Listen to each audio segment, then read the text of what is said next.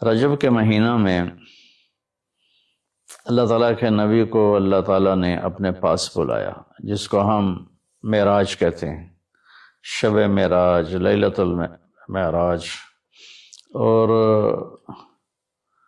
اس کے لیے اہتمام بھی کیا جاتا ہے عبادات کا، خیرات کا۔ یہ اللہ تعالیٰ کی بہت بڑی قدرت میں سے ایک چھوٹا سا نمونہ تھا کہ 3 کپڑوں میں اٹھایا اور سارے خلا کے پردوں کو چاک کروا کے 7 آسمان کے دروازے کھلوا کر سدرۃ المنتہا پہ جبریل کی بھی بس ہو گئی کہ اس کے آگے اتنا بھی اوپر گیا تو جل کے راکھ ہو جاؤں گا، تو اس سے اوپر آپ تشریف لے گئے، اور پھر عرش خوشی سے جھوم اٹھا، اہتز عرش الرحمن، عرش خوشی سے یوں جھوم رہا تھا۔ خوشی میں انسان بے خود ہو کر جھومنے لگ جاتا ہے، تو اللہ کا عرش جھومنے لگا آپ کی آمد پر، اور پہلی ہستی ہیں جن کا قدم اللہ کے عرش پر پڑا، اور اللہ تعالیٰ اور اللہ کے محبوب کے درمیان جتنے نور کے پردے تھے اللہ نے سب ہٹا دیے، اور السلام علیک ایھا النبی ورحمۃ اللہ وبرکاتہ۔ اللہ تعالیٰ نے ایسا خوبصورت سلام پیش کیا، تو اللہ کے نبی پہ قربان جاؤں، انہوں نے اپنی امت کو بھی شریک کر لیا، السلام علینا وعلی عباد اللہ الصالحین، اللہ ہمارے اوپر بھی سلام ہو آپ کا، اور جو میری امت کے نیک لوگ ہیں ان پر بھی آپ کا سلام ہو، آپ کی رحمت ہو۔ تو معراج کا واقعہ اسباب کے خلاف ایک انتہائی عجب اللہ کی قدرت ہے، اور اس میں ایک چھوٹی سی بات عرض کروں کہ جب آدمی پس جاتا ہے نا اور کہتا ہے متی نصر اللہ، یا اللہ تیری مدد کہاں ہے، تو پھر اللہ کی طرف سے جواب آتا ہے الا ان نصر اللہ قریب، بے شک میری مدد قریب ہے، آ رہی ہے۔ یہ واقعہ طائف کے بعد پیش آیا ہے، جب آپ بے بس ہو گئے تھے، پتھر کھا کے شدید زخمی ہوئے، پھر آپ مکہ تشریف لائے تو باہر ٹھہر گئے، اندر آنے کی آپ کی سکت نہیں تھی، اور آپ نے زید ابن حارثہ کو اخنس بن شریک کے پاس بھیجا کہ مجھے پناہ دو، میں مکے میں داخل ہونا چاہتا ہوں، تو اس نے انکار کر دیا، کہا میں نہیں پناہ دیتا۔ پھر اپنے سہیل ابن عمر کو پیغام بھیجا کہ مجھے پناہ دو، اس نے بھی انکار کر دیا۔ پھر ایک اور عرب کے سردار تھے، ان کو پیغام بھیجا، غالب بن صفوان بن امیہ کو پیغام بھیجا کہ مجھے پناہ دو، تو انہوں نے بھی انکار کر دیا۔ تو پھر آپ نے مطعم بن عدی کو پیغام بھیجا، ان کے بیٹے جبیر صحابی بنے، تو مطعم بن عدی کو پیغام بھیجا تو وہ آپ نے بچوں کو لے کر باہر گیا، اور اللہ کے نبی کو اپنے بیٹوں کے ساتھ لے کر مکے میں انٹر ہوا، حرم شریف میں آ کے اعلان کیا آج کے بعد محمد بن عبداللہ صلی اللہ علیہ وسلم میری پناہ میں ہے، انہیں کوئی ٹچ نہیں کر سکتا۔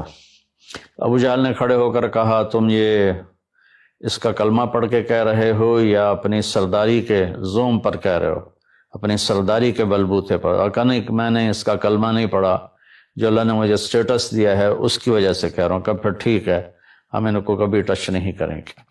اس قدر حال سنگین ہو گیا تھا، اور کبھی آسمان کے فرشتے نہیں روئے سوائے 2 جگہ۔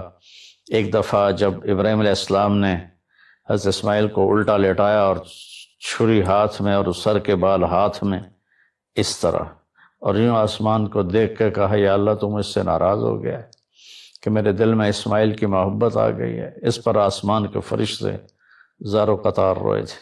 اور ایک جب ہمارے نبی کو پتھر پڑے اور پڑھتے پڑھتے بے ہوش ہو کے گر گئے، اس وقت 7 آسمان کے فرشتے روئے تھے۔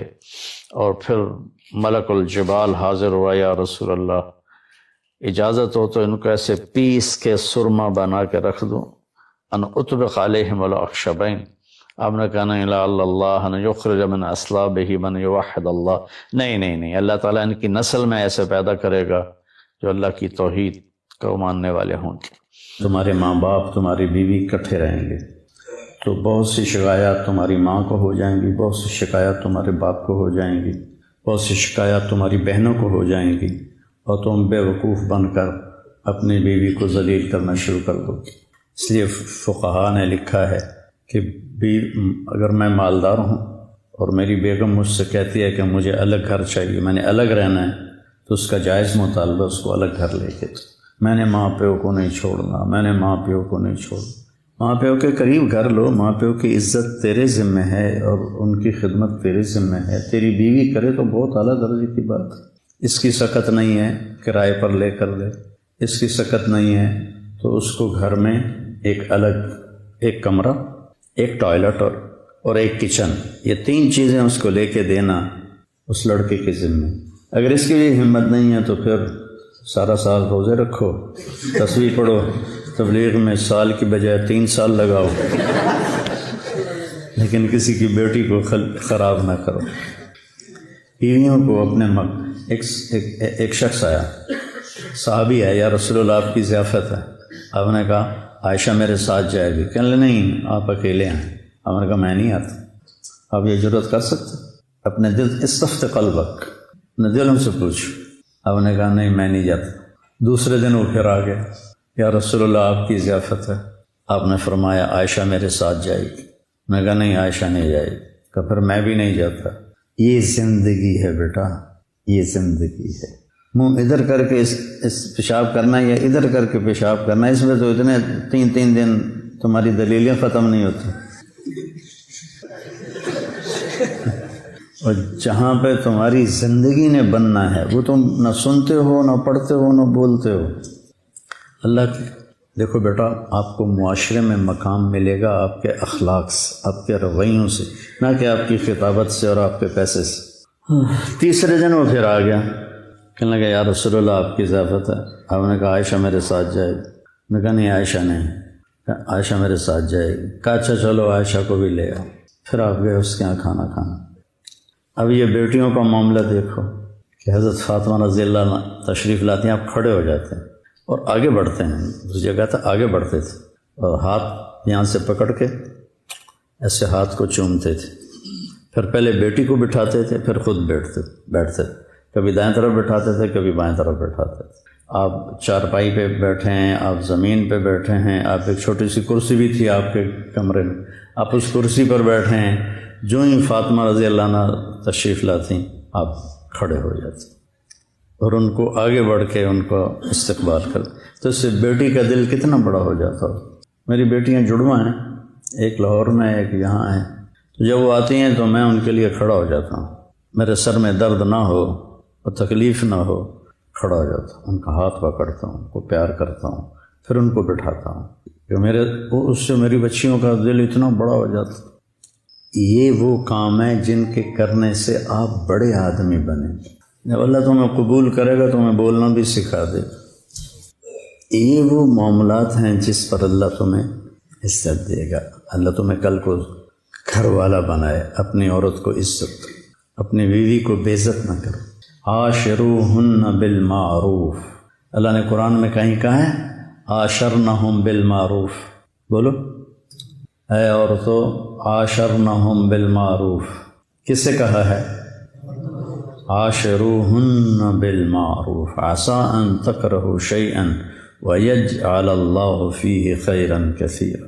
تو اللہ ہمیں کہہ رہا ہے دیکھو عورت کمزور ہے، اس کے اندر صبر بھی تھوڑا ہے، حوصلہ بھی تھوڑا ہے، طاقت بھی تھوڑی ہے۔ ہم نے کہا یا انجش قواریر، جب ہم نے خودی وہ گانا ہے اونٹوں کے لیے جس پر وہ مست ہو کے دوڑتے ہیں، تو جب تیز دوڑنے کا یا انجشت و قواریر، نازک عورتیں بیٹھی ہوئی ہیں۔ اور اس کا ایک مطلب میں لیتا ہوں اپنے ذوق سے، کہیں پڑھا نہیں، کہ یا انجشت و قواریر، شیشہ جب ٹوٹ جاتا ہے تو جڑتا نہیں۔ تمہارے غلط رویوں سے جب بیوی کا دل ٹوٹے گا پھر موت تک نہیں جوڑ سکو۔ صدع شیشہ کے توڑنے کو کہتے ہیں، کسرہ ہر چیز کے توڑنے کو کہتے ہیں۔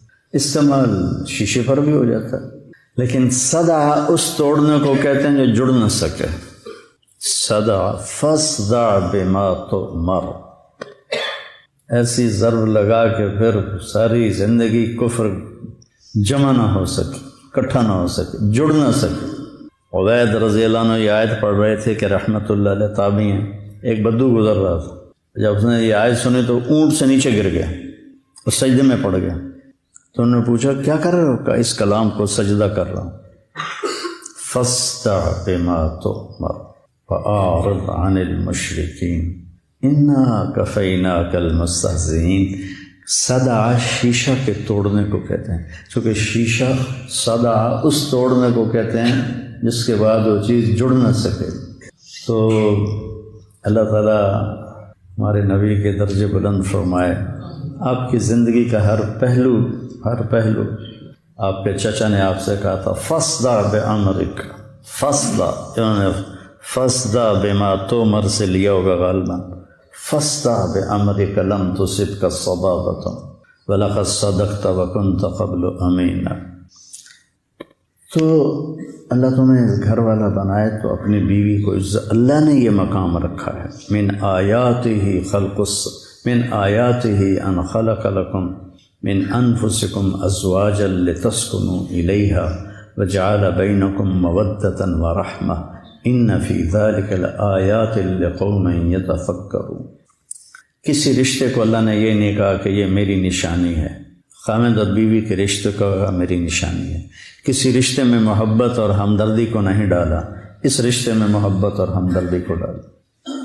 ہمارے ایک تھے بھائی شریف صاحب کشتی والے، ان کی بیوی فوت ہو گئیں تو میرے بڑے مہربان تھے، بزرگ تھے میرے لیے، تو کہنے کے مولانا ہم رائمنڈ سے جوڑ سے آ رہے تھے تو راستے میں ٹائر پنچر ہو گیا گاڑی کا، بس کا، تو سارے ساتھی پریشان، جلدی کرو جلدی کرو جلدی کرو جلدی ٹائر بدلو۔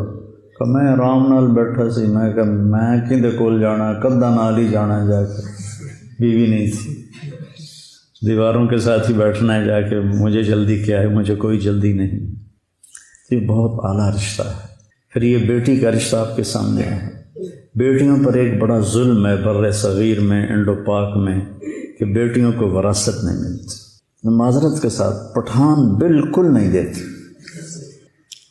پنجابیوں میں اب پھر بھی کچھ رواج ہے کہ دیتے ہیں۔ ضلع خانے وال میں میرے باپ پہلے شخص تھے جنہوں نے 60 کی دہائی میں اپنی بیٹیوں کے نام زمین کروائی، تو میرے تایا لڑ پڑے اپنے بھائی سے، دھیاں نو ساڈے گل پاؤں ہیں، دھیاں نو ساڈے گل پاؤں ہیں، انہوں ساڈے کو ہی زمیناں منگ سن۔ اور تصور کیا تھا ذمہ داروں کا؟ ساڈی بھوئیں زمین کو کہتے، ساڈی بھوئیں جیوائی دے بوئے تے لگی جاوے، کیوں؟ ہماری زمین داماد کے پاس چلی جائے، کیوں؟ سندھ میں بالکل نہیں دیتے، بلوچستان میں بالکل نہیں دیتے، نہ سندھی، نہ بلوچی، نہ پٹھان، نہ پنجابی، کوئی لاکھوں میں ایک دے دے تو کیا دیا۔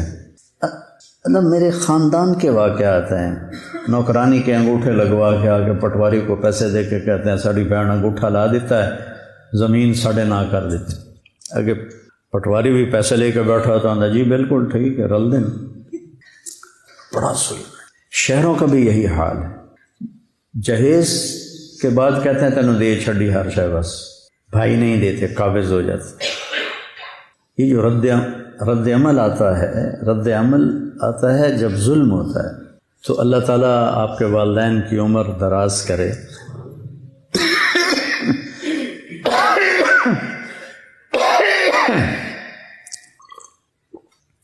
وراثت ماں باپ کے مرنے کے بعد ہوتی۔ ایک یہ بھی میری نصیحت یاد رکھیں، اللہ تمہیں صاحب جائیداد کرے تو اللہ نے موت کے بعد تقسیم رکھی، تقسیمیں کر دو تاکہ اولاد میں جھگڑا نہ ہو، لیکن قبضہ اپنے پاس رکھو، ورنہ تمہیں اولاد ہی فارغ کر کے یتیم خانے بٹھا کے آ جائیں گے۔ ایسے کتنے واقعات ہیں، وراثت ہے موت کے بعد۔ تو ہمارے ہاں اور عربوں میں اس وقت بیٹی کے لیے کوئی حصہ نہیں تھا، تو قرآن کی آیت سن، جب آپ نے کہا تعلم المیراث فإنہ نصف العلم، تعلم الفرائض فإنہ نصف العلم، اور واحد حکم ہے جو اکٹھا آیا ہے ایک ہی جگہ پر، پھر دوبارہ کہیں نہیں آیا، کہ اس کی ساری کلیات جزیات کو اللہ نے ایسے جمع کر کے بریکٹ میں بند کر دیا۔ اب آپ دیکھو کہ لڑکی کو تو حصہ ملتا نہیں، حصہ ملتا ہے لڑکے کو، تو ہونا چاہیے تھا للانثی مثل نصف حظ الذکر، کیونکہ لڑکوں کو ملنا معروف ہے، ٹھیک ہے، اور لڑکی کو دیتا کوئی نہیں، اس لحاظ سے قرآن کہتا للانثی مثل حظ نصف الذکر، لیکن قرآن نے سوال اٹھایا جیسے لڑکوں کی جائیداد میں کوئی حصہ ہی کوئی نہیں، تو اس لفظ اس آیت سے ایک سوال پیدا ہوتا ہے کہ لڑکے کا جائیداد میں حصہ ہے، سبحان اللہ، لڑکے کا جائیداد میں حصہ ہے۔ اور قرآن کا اسلوب دیکھو کہ کیا خوبصورت انداز میں اللہ نے بیٹی کی عظمت کو اور اس کی حیثیت کو قائم کیا کہ کیا لڑکے کا قرآن میں وراثت میں حصہ ہے؟ تو اللہ کہتا ہے کہ اللہ کتنا ہے؟ کہ جتنا دو لڑکیوں کا ہے اتنا ایک ہے، للذکر مثل حظ الانثیین، سبحان اللہ، کیا کمال۔ ہاں بھائی لڑکوں کو بھی دے دو، لڑکیوں کا تو ہے ہی، سمجھ رہے ہو، بیٹی کا تو حصہ ہے ہی، جتنا دو بیٹیوں کا حصہ ہے اتنا ایک بیٹے کو دے دو، اور ادھر انگوٹھے لگوا کے اپنے نام کرا دیتے۔ کتنے بھائیوں نے بہنوں کو قتل کر دیا جائیداد کے پیچھے۔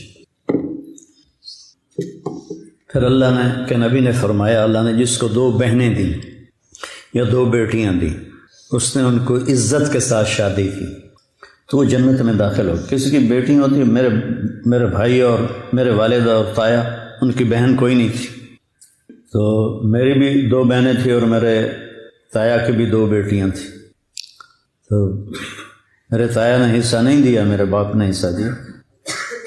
وہ اپنے اس معاشرت سے مجبور ہو گئے۔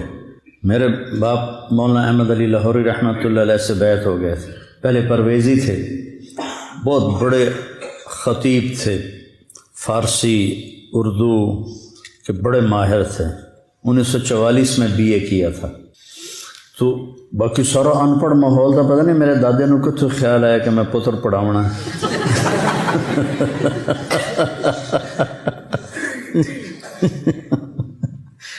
تو پھر حضرت لاہوری سے طائب ہوئے لاہوری کے ہاتھوں، اور ان سے بیعت ہوئے مولانا عبید اللہ انور صاحب رحمۃ اللہ علیہ سے، تو ان کو کچھ دینی شعور پیدا ہو۔ تو آپ نے فرمایا جس کو پہلے بیٹی کا 3 بیٹیاں دیں تو وہ جنت میں انا و ہوا کہاتین، کہ وہ اور میں جنت میں ایسے ہوں گے۔ ایک نے پوچھا 2 ہوں، تو آپ نے کہا کہاتین، اس طرح ہوں، کہ ایک بیٹی کی شادی کرے کہاتین، ایسے ہی ہوتا ہے۔ 10 بیٹوں کی شادی کرو، جنت کا بھی وعدہ نہیں۔ 10 بیٹوں کی شادی کرو، جنت کا بھی وعدہ نہیں ہے۔ ایک بیٹی کو عزت سے ڈولی میں بٹھا دو تو جنت کا وعدہ ہے۔ پھر جس کے ہاں بیٹی پیدا ہوتی ہے، سب سے پہلے وہ خود بچی، وہ لڑکی جس کے ہاں بیٹی پیدا ہوتی ہے، وہ ڈپریشن کا شکار ہوتی ہے کہ اب مجھے کیا کہیں گے سسرال والے کہ بچی پیدا ہوگی۔ جو عام ماحول ہے، ہر گھر میں اللہ کا فضل ہے، ایسا نہیں ہے، لیکن جو 90-95% ہے، میں نے اسی کی بات کرنی۔ پھر دوسرا، اس کو خوف ہوتا ہے میری ساس کیا کہے گی، ہم دینا الدھی جم چھڑ دی۔ ایک بچی میرے پاس آئی اپنی بیٹی کو لے کر کے، جی میرے خاوند نے مجھے طلاق دے دی ہے کہ میری بیٹی پیدا ہوئی۔ یہ لمن یشاء اناثا، جب اللہ نے نعمت کو ذکر کیا تو پہلے بیٹیوں کا ذکر کیا، بیٹوں کا ذکر نہیں کیا۔ یہب لمن یشاء اناثا، اللہ نے اپنے نبی کو بیٹیاں دی، 2 بیٹے دے کے اٹھا لیے، اور آپ نے کہا میری نسل، میرا عصبہ میری بیٹی فاطمہ ہے۔ کتنے بڑے فخر کی بات۔ دیکھو میں تمہیں زندگی کا وہ سبق سنا رہا ہوں جو انتہائی اہم ہے اور بہت مشکل ہے، چونکہ ماحول میں نہیں ہے۔ تم یہاں سے میرے نبی کی زندگی سیکھ کے جاؤ، تمہیں کچھ بھی نہ آئے لیکن میرے نبی کی زندگی آ جائے۔ سکھ ریت روش منصورینو، ان ٹھبرک کنز قدورینو، ہادی نہ سمجھ ہدایہ، کافی نہ سمجھ کفایہ، کر پرز شرع وقایا، یہ دل قرآن کتاب ہے۔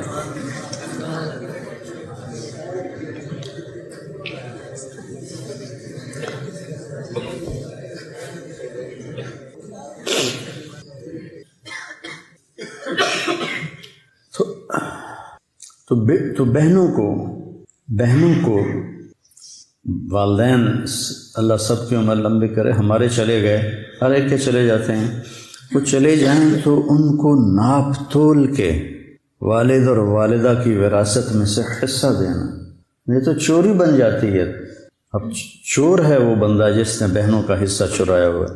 مولانا جمشید صاحب رحمۃ اللہ علیہ کے پاس شہد کی ایک بوتل لے کر گئے، 10 روپے کی بوتل آتی تھی شہد کی اس وقت، اور وہ شہد مفت تھا، میں نے اپنے باغ سے اتارا تھا، تو میں نے آ کے پیش کیا، کہنے لگے کہاں سے لائے ہو؟ میں نے کہا جی میرے اپنے باغ کا ہے۔ مجھ سے کہنے لگے تمہارے باپ نے اپنی بہنوں کو زمین میں سے حصہ دیا تھا؟ رجال صدقوا ما عاهدوا الله علیہ فمنهم من قضى نحبه ومنهم من ينتظر وما بدلوا تبدیلا۔ تیرے باپ نے اپنی بہنوں کو حصہ دیا تھا وراثت میں سے باپ کی؟ میں نے کہا جی الحمدللہ میرے باپ کی بہن ہی کوئی نہیں تھی۔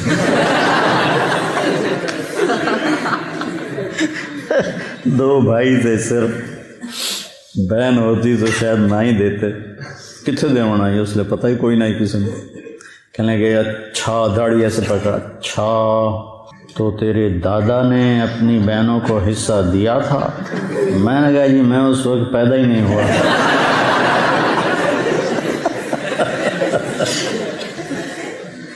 تو پھر اگلی سنو، یہ صرف شہد ہدیہ ہے یا بوتل بھی ہدیہ ہے؟ میں نے کہا جی بوتل سمیت شہد ہدیہ ہے، پھر رکھوائی۔ یہ رجال آخرت ہوتے ہیں۔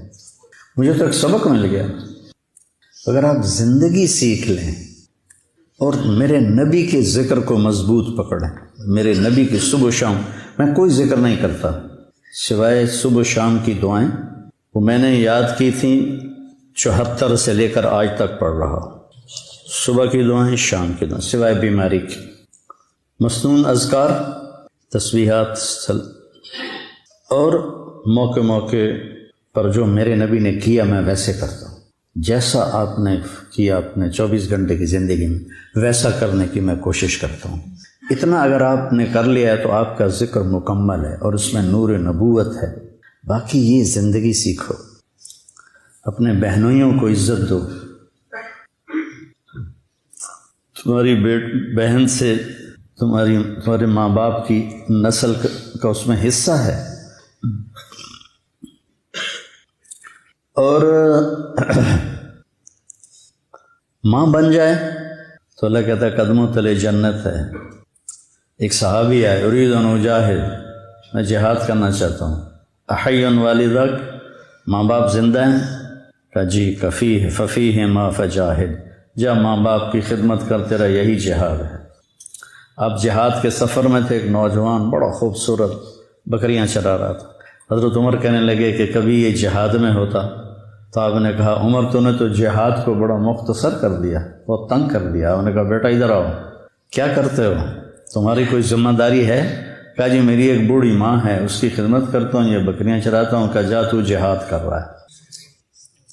حضرت ابو ہریرہ نے مسجد میں جہاد کی تیاری کے لیے جماعت بن رہی تھی، وہ گھر آئے اور ہتھیار اٹھائے۔ ماں نے کہا کدھر جا رہے ہو؟ کہا میں جہاد پہ جا رہا ہوں۔ کہ میں اکیلی ہوں، میرا کوئی بھی نہیں، تو جہاد پہ جا رہا ہے؟ کہا نہیں، میں نے بڑی ترغیب سنی، میں جا رہا ہوں۔ تو ماں نے کہا تجھے میرے دودھ کا واسطہ، یہ ماؤں کا ایک ہتھیار ہوتا ہے نا، تجھے میرے دودھ کا واسطہ نہ جا۔ کہا نہیں میں نے جانا ہے۔ تو ان کے پہنچنے سے پہلے انہوں نے پیغام بھجوا دیا اللہ کے نبی کو۔ جب ابو ہریرہ ہتھیار سجا کر آئے تو آپ نے ان کو دیکھ کر یوں منہ پھیر لی، اور یہ آپ کی پکی نشانی تھی کیا، جب آپ کسی پہ ناراض ہوتے تھے تو اس کو دیکھ کر یوں منہ پھیر لیتے۔ ہماری ناراضگی ہوتی ہے اگلے دے ایک واری تک کھل لا دو۔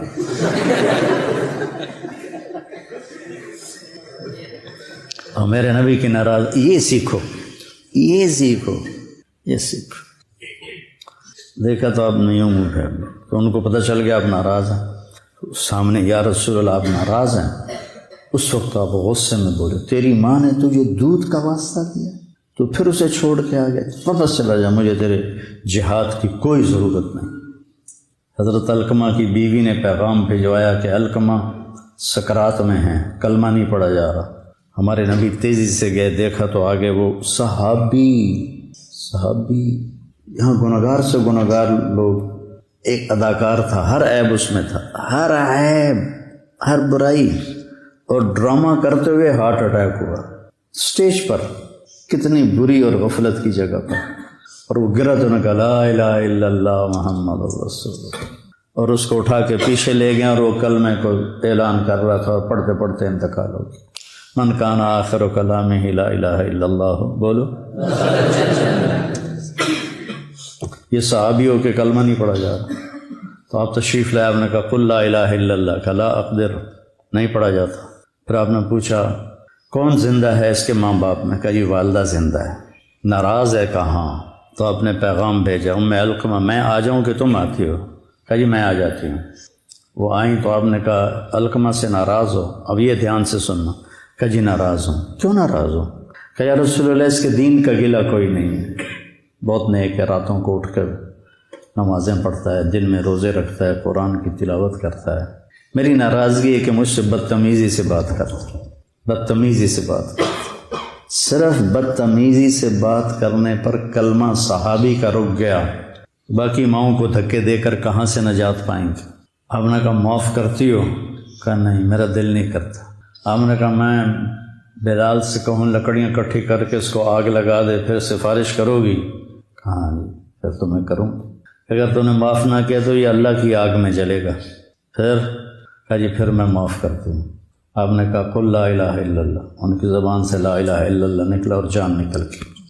پھر آپ نے ان کا جنازہ پڑھایا، ان کے دفن میں شریک ہو کر آپ نے اعلان کیا کہ جس نے ماں باپ کو ستایا، من عق والدیہ فعلیہ لعنۃ اللہ والملائکۃ والناس اجمعین لا تقبل صلاتہ ولا صیامہ ولا صدقتہ۔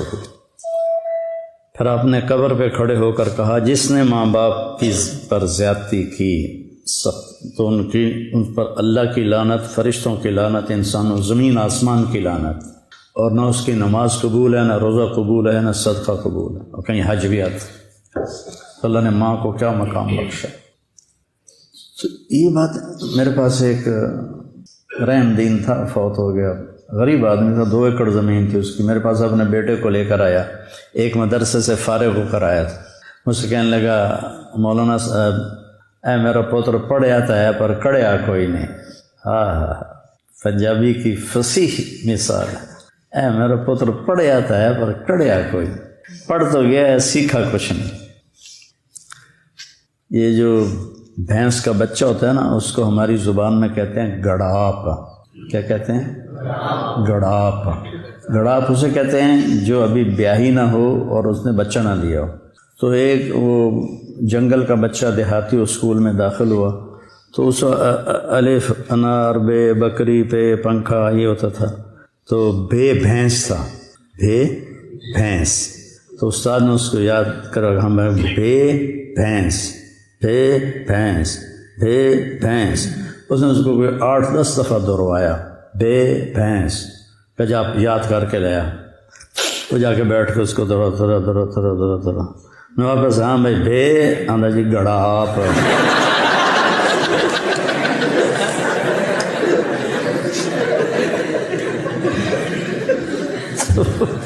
تم لوگ پڑھتے ہو پر کرتے نہیں ہو، وہی گڑاپ پہ اڑے رہتے ہو۔ تو اپنی ماؤں کو عزت دو، جب آپ گھروں میں جاؤ اپنی ماں کے کپڑے دھوو، اپنے باپ کے کپڑے دھوو، گھر میں جھاڑو دو، ان کے کپڑے صاف کرو، ان کے لیے کھانا بناؤ، چائے بناؤ، ان کے اندر سے دعائیں۔ جب میں تبلیغ میں لگ گیا تو پہلے تو میں گستاخ تھا، ماں باپ کا گستاخ تھا، میں تنگ کرتا تھا، تو اللہ نے تبلیغ میں لگایا، تو اس کے بعد پھر میں اپنے والد کو، جب میں چھٹیوں میں آتا، سال میں 1 دفعہ آنا ہوتا تھا، ان کو دباتا، تیل لگاتا، نوکر نے تو ایسے ایسے کرنا ہوتا تھا، میں بیٹا میں دل سے دباتا تھا، تو میرے باپ کو عادت تھی دبوانے، ان کو تیل لگاتا تو بڑے خوش ہوتے اور ایک جملہ بولتے، پتر میری آنکھیاں تو نہیں ویکھنا پر تو ویکھی ایک دن اللہ تینوں بہوں عزت دے سی۔ پتر میری آنکھیاں تو نہیں ویکھنا ایک دن ویکھی اللہ تینوں بہوں عزت دے سی۔ 88 میں ان کا انتقال ہوا۔ تو میرے نبی نے عورت کے مقام کو اس لیے اجاگر کیا، اللہ نے اجاگر کیا کہ قدر کوئی نہیں تھی۔ لا تقل لهما اف ولا تنهرهما وقل لهما قولا كريما واخفض لهما جناح الذل من الرحمة وقل رب ارحمهما كما ربياني صغيرا ربكم اعلم بما في نفوسكم ان تكونوا صالحين فانه كان للاوابين غفورا۔ وہ اپنا حق ایک ہے، وقضى ربك الا تعبدوا الا اياه، تیرے رب کا فیصلہ ہے کہ شرک نہیں کرنا، صرف اللہ کی عبادت۔ وبالوالدین احسانا اما يبلغن عندك الكبر احدهما او كلاهما فلا تقل لهما اف ولا تنهرهما وقل لهما قولا كريما واخفض لهما جناح الذل من الرحمة وقل رب ارحمهما كما ربياني صغيرا ربكم اعلم بما في نفوسكم ان تكونوا صالحين فانه كان للاوابين غفورا۔ یہ اتنا لمبا کلام، اپنے لیے ایک جملہ، ماں باپ کے لیے اتنے لمبے، اور خاص طور پر ماں کے۔ من ابر یا رسول اللہ، کس کی خدمت کروں؟ کہا امک، ماں کی۔ کہا جی پھر؟ کہا ماں کی۔ کہا جی پھر؟ کہا ماں کی۔ کہا جی پھر؟ کہا باپ کی۔ ایک شخص آیا عبداللہ بن عباس کے پاس، یہ بہت بڑا گناہ ہو گیا ہے، میری معافی ہو سکتی؟ آپ نے کہا تیری ماں زندہ ہے؟ کہا جی فوت ہو گئی۔ کہا جی اپنی خالہ کی خدمت کر معاف ہو جائے گا، خالہ کی خدمت کر معاف ہو جائے گا۔ تو بچوں، آج میں نے زندگی کا ایک باب آپ کے سامنے پیش کیا ہے، زندگی کا، اور اللہ نے مجھے توفیق دی، جب سے سن 2000 سے اللہ نے مجھے اس شکل کے بنانے کی توفیق دی، میں اس میں نبی کی زندگی کا رنگ بھرتا رہا ہوں اور بھرتا رہوں گا حتی القی اللہ، یہاں تک کہ میری اللہ سے ملاقات ہو جائے۔ باقی فقہ اور مقابلے، مجادلے، مناظرے، یہ اس سے نہ میری جنت کا تعلق ہے نہ میری جہنم کا تعلق ہے۔ جس راستے پہ چل رہے ہیں اہل حق ہے، آرام سے چلو، دوسرے جو چل رہے ہیں وہ بھی صحیح ہیں، ان کو چلنے دو، خود بھی چلو۔ ہمارا مثال یہ بن گئی، نہ کھیڈنا ہے نہ کھیڈن دیونا، تو خود بھی کھیلو، اوروں کو بھی کھیلنے دو۔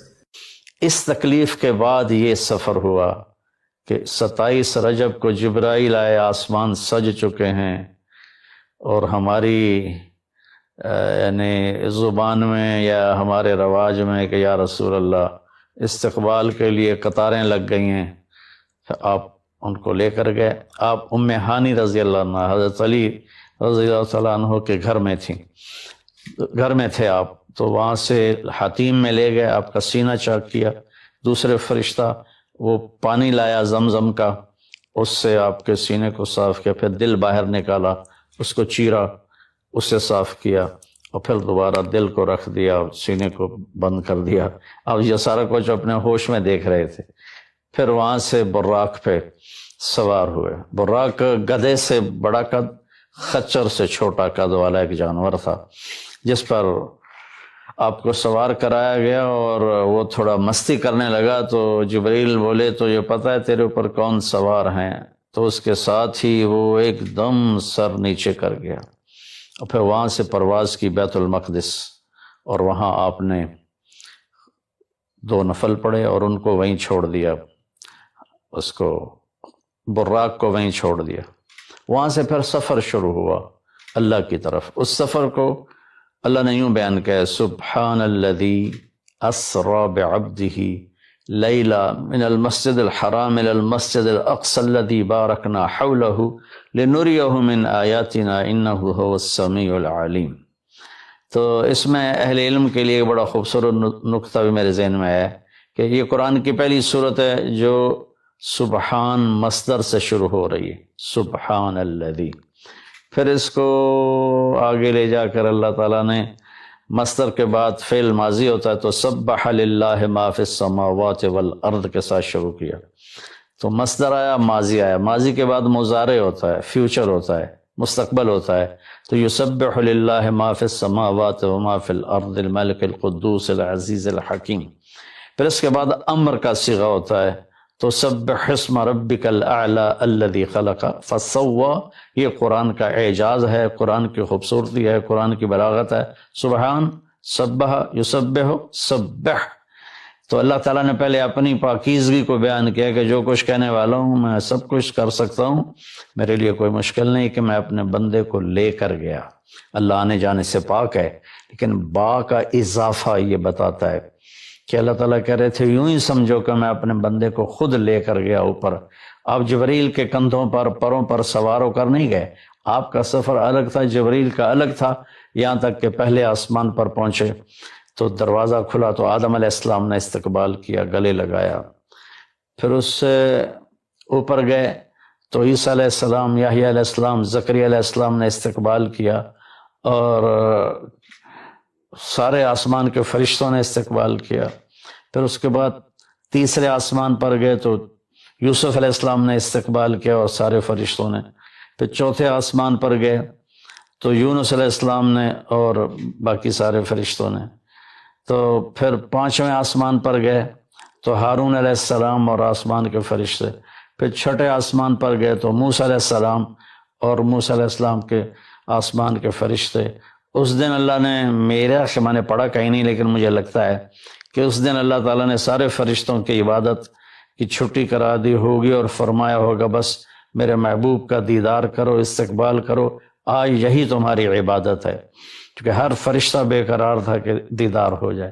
پھر اب ساتویں آسمان پر گئے، وہاں ایک بیت اللہ تھا، وہاں ایک بزرگ سفید داڑھی والے یوں کر کے بیٹھے ہوئے تھے، یوں کر کے، اور لمبے ان کے بال تھے، لمبی داڑھی تھی، وہ نہیں اٹھے، وہ بیٹھے رہے۔ جب اب قریب آئے تو وہ کھڑے ہوئے اور کہا میرا بیٹا آ گیا۔ پہلے نبیوں نے کہا ہمارے بھائی آ گئے، ہمارے بھائی آ گئے، ہمارے نبی آ گئے۔ اس بزرگ نے کہا میرے بیٹے آ گئے، میرے بیٹے آ گئے۔ تو آپ نے جبریل سے پوچھا یہ کون بزرگ ہیں؟ تو انہوں نے فرمایا یہ آپ کے دادا ابراہیم علیہ السلام ہیں۔ اس میں اللہ نے ہمیں سبق دیا کہ بیٹا کتنے ہی عالی مقام پہ چلا جائے، اس کی ذمہ ہے اپنے ماں باپ کا ادب کرے، ان کے پاؤں چھوئے، ان کے سامنے سر جھکا کے چلے۔ یہ ہواؤں میں اڑ جائے، عرش کو چیر کے اللہ تک پہنچ جائے، پھر بھی باپ کے آگے، ماں کے آگے سر جھکانا ہے۔ اور یہ سبق عملاً اللہ نے امت کو سکھایا، پہنچایا کہ اللہ تو جانتے تھے کہ یہ امت اپنے والدین کی کتنی نافرمان ہوگی، اور کتنے ماں باپ ہوں گے جو چھپ چھپ کے روئیں گے، کتنی مائیں ہوں گی جو دوپٹے کے پلو میں اپنے آنسو چھپا لیں گی اپنی اولاد کی نافرمانی کی وجہ سے، بدتمیزی کی وجہ سے۔ میرے نبی سے پوچھا گیا یا رسول اللہ قیامت کب آئے گی؟ تو آپ نے فرمایا اللہ کو پتہ ہے، کیا کوئی نشانی فرما دیں؟ ارشاد فرما دیں کہ جب مائیں بیٹیوں کے ہاتھوں ذلیل ہوں گی تو قیامت آئے گی۔ یعنی بیٹے تو کرتے ہی رہتے ہیں، اگر بیٹیاں بھی ماں کو ذلیل کریں گی تو قیامت آ جائے گی۔ تو یہ اتنا بڑا مقدس رشتہ ہے۔ آپ نے فرمایا جس نے اپنے والدین کو دکھ دیا اس پہ اللہ کی لعنت، زمین آسمان کی لعنت، فرشتوں کی لعنت، نہ اس کی نماز قبول ہے، نہ روزہ، نہ صدقہ۔ اور دوسری طرف آپ نے فرمایا جو صبح صبح ماں باپ کی زیارت کر لے تو صبح سے شام تک جنت کے 2 دروازے اس کے لیے کھل جاتے ہیں۔ نہ حال پوچھا نہ خدمت کی، صرف آ کے زیارت کی، محبت کی وجہ سے۔ شام کو آ کے ان کی زیارت کی تو صبح تک جنت کے 2 دروازے اس کے لیے کھلے رہیں گے۔ پھر ان میں کوئی ایک فوت ہو جاتا ہے اور یہ اس ایک کی بھی ایسے زیادہ کرتا ہے، زیارت کرتا ہے، ایک دروازہ کھلا رہے گا۔ تو یہ اس میں ایک بہت بڑا سبق تھا ماں باپ، چونکہ پہلا قصور تو ماں باپ کا ہے کہ وہ بتاتے ہی نہیں، وہ تعلیم ہی نہیں دلاتے جس سے پتہ چلے کہ ماں باپ کا مقام کیا ہے۔ اسی میں ہماری نسل ڈپریشن کا شکار ہو گئی۔ تو انہیں کیا پتہ باپ کون ہوتا ہے، ماں کون ہوتی ہے؟ تو آپ وہاں سے تشریف لے گئے تو سدرۃ المنتہا، جہاں بارڈر آ جاتا ہے ان مخلوقات کا، بارڈر پر جبریل نے کہا یا رسول اللہ بس آگے میرے پاس ویزا کوئی نہیں ہے، ایک بالشت بھی اوپر جائے، ایک گٹھ بھی اوپر جاؤں گا تو جل کے راکھ ہو جاؤں گا۔ اللہ نے ایک تخت اتارا، اس سے اپنے محبوب کو بٹھایا اور وہ گئے بلندیوں کو چیرتے ہوئے، اس نے عرش پر جا کر لینڈ کیا، آپ اترے اور میرے اللہ تعالیٰ نے کہا ثم دنا فتدلی فکان قاب قوسین او ادنی۔ اللہ تعالیٰ نے اپنے محبوب کو اپنے قریب کر لیا، اتنا قریب کیا کہ فاصلے مٹ گئے، فاصلے مٹ گئے۔ تو بھائیو پھر لمبا واقعہ ہے، اور لوگ آج کل اتنا لمبا سنتے بھی نہیں ہیں، تو میں صرف جانے کا بتا دیتا ہوں۔ واپسی کا بھی پورا ایک کہانی ہے، جنت دکھائی، جہنم دکھائی، جنتی دکھائے، جہنمی دکھائے، سارا کچھ دکھایا، سود خور دکھائے، بے نمازی دکھائے، نمازی دکھائے، اپنے سب کو اپنی آنکھوں سے دیکھا، جہنم کو بھڑکتے دیکھا، جنت کو چمکتے دیکھا، جہنم کو دہکتے دیکھا اور جنت کو مہکتے دیکھا۔ یہ سب کچھ آپ نے اپنی آنکھوں سے دیکھا، اور پھر آپ واپس تشریف لائے۔ تو جب آپ پہنچے تو ابھی رات کا حصہ باقی تھا، اور رات گزری نہیں تھی جب آپ اتنی بڑی کائنات کا سفر کر کے واپس تشریف لائے۔ تو اس میں ایک بڑا سبق ہے، وہ یہ ہے کہ اللہ نے اپنے نبی کا ہاتھ پکڑا اور اپنی ذات تک پہنچا دیا۔ ہم اپنا ہاتھ اللہ